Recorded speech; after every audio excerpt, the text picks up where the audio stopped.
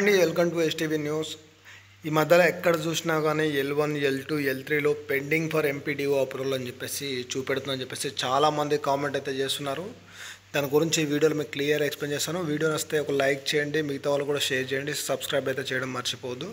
ఇక వివరాలకు వెళ్ళిపోతే ఏవైతే L1, L2, L3లో ఉందో చాలామందికి కాదు అందరికీ ఈ పెండింగ్ ఫర్ ఎంపీడీఓ అప్రూవల్ అని చెప్పి చూపెడుతుంది. ఎందుకంటే ఏవైతే అప్లికేషన్స్ ఉన్నాయో మనకు సర్వే అయితే గతంలో సర్వే కంప్లీట్ అని చూపెట్టేది. ఆ తర్వాత డైరెక్ట్గా ఈ అప్లికేషన్స్ అన్నీ ఎంపీడీఓ దగ్గరికి అయితే వెళ్ళిపోయాయి.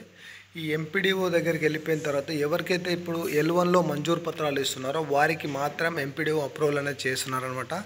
ఎంపీడీఓ అప్రూవల్ చేసిన తర్వాత కలెక్టర్కి వెళ్తుంది. కలెక్టర్కి వెళ్ళిన తర్వాత కలెక్టర్ అప్రూవల్ కొట్టిన తర్వాత ప్రొసీడింగ్స్ అనేది వెళ్తుంది అనమాట. ప్రొసీడింగ్స్ అని చూపెడుతుంది. తర్వాత ప్రొసీడింగ్స్ ఇచ్చిన తర్వాత ఈ ఇందిరా మిల్లకు సంబంధించి వాళ్ళకి ప్రొసీడింగ్ ఇస్తారు. తర్వాత దానికి సంబంధించిన మార్కింగ్ ఉంటుంది. తర్వాత బేస్మెంట్ సంబంధించిన స్థాయి ఫోటో ఉంటుంది. ఇలా స్టెప్ బై స్టెప్ అనేది ముందుకు వెళ్తుంది. దీంట్లో చాలామంది మళ్ళీ అప్రూవల్ కొట్టాల్సి ఉంటుంది, ఈ కొట్టాల్సి ఉంటుంది, మళ్ళీ ఎండీ కొట్టాల్సి ఉంటుంది. ఇట్లా అనమాట రకరకాల షేర్స్ అయితే ఉంటాయి. ప్రజెంట్ మనకైతే ఈ ఎంపీడీఓ గురించి మాట్లాడుకున్నట్లయితే ఎంపీడీఓ ఎవరికైతే చూపెడుతుందో 100% అయితే వాళ్ళకి ఇల్లు అయితే వస్తుందండి.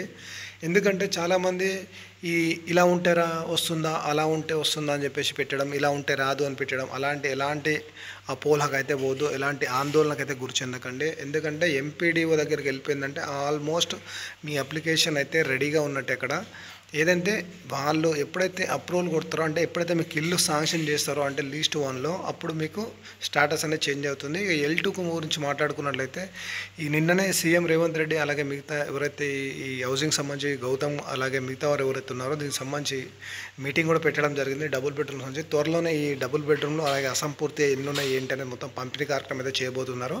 నెక్స్ట్ ఇంకో చూసుకున్నట్లయితే L3లో ఎవరికైతే ఉందో వారికైతే ఇల్లు అయితే రాదండి.